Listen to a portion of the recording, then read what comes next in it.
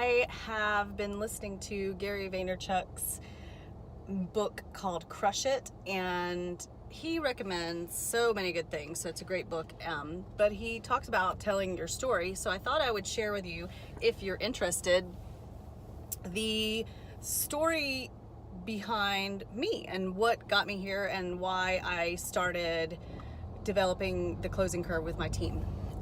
So going back to the very beginning, and I promise I'll get to a point here, one of my earliest childhood memories is going to my first dance class, and I was about 5, I guess, and I do not remember much about the actual dance class, but I do remember coming home and saying to my mom, "Mommy, I'm going to be a dancer." And pretty much I had a one-track mind about that until I was 27. I got absorbed everything I could that was dance. Back at that time, there wasn't YouTube, and so the only dance that I could catch would be like on PBS, and I just took as many dance classes as I could. I started out at Ray Hollingsworth's studio in Martinsville, Virginia, small town where I grew up, and I'm so grateful to Ray and his wife Cindy Hollingsworth, Cindy Joyce, Felicia Kalaman, my first teachers who I loved so much, and Catherine Weber, who is now has a married name, but I just idolized her. And later, when I got a little older, I realized I needed more. So my mom started taking me out of town for ballet lessons with the Greensboro Ballet.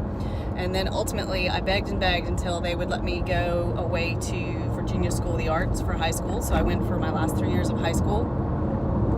And that is probably, aside from right now, one of my most cherished times in my life. I just loved being at art school. I loved being able to dance every single day, and just the progress, like just the daily progress towards being better. Now, the dance world is a really hard world. I was told a few times that I should give it up, and that I was too fat, and that I was, just not going to make it. And I think that fueled fire for me, that I was told that I couldn't do it. So it just made me want it even more. I think, and of course, I had a professional career that extends even now till today, which I actually still perform with a theater show, Legends in Concert. I've worked for them on and off for about 20 years. And I took the job back recently when they lost a dancer. And, I love performing, but this is also, and this is a side note for people, this is not like, I'm not pursuing dance anymore. I've already achieved so many great things in that career. But performing, A, provides me just with pure joy and laughter, and B, it's funding this project. So, if you're working a job right now that is not your true passion, just look at it as an endowment for your true passion. And I learned that from Lisa Williams in her book, Abundance Now. Good tip. I do believe that true dancers that's part of their spirit, are a certain breed of person. Albert Einstein called dancers the athletes of God. And I think that the main thing about dancers is that we understand that life is a process.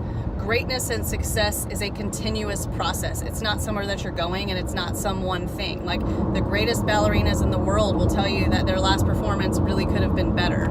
And so we're always striving for better, and I always have loved the process of getting better. And even in my fitness career, which I'll talk about it on another video, just that progress, that you can always be better. And if you're not striving and growing and thriving, then you're really just withering and dying, and you're miserable if you're not pursuing something. So I really am grateful for my dance background, because it gives me a real hearty spirit. Like, I can take the grueling, repetitive, hard work that it takes to build this new project, this thing that I call the closing curve. And luckily my team members are of the same mindset, even though they're not dancers. But I think that dancers make really great workers, employees, and entrepreneurs, because we just have that real, we aren't afraid of the pain and the grind.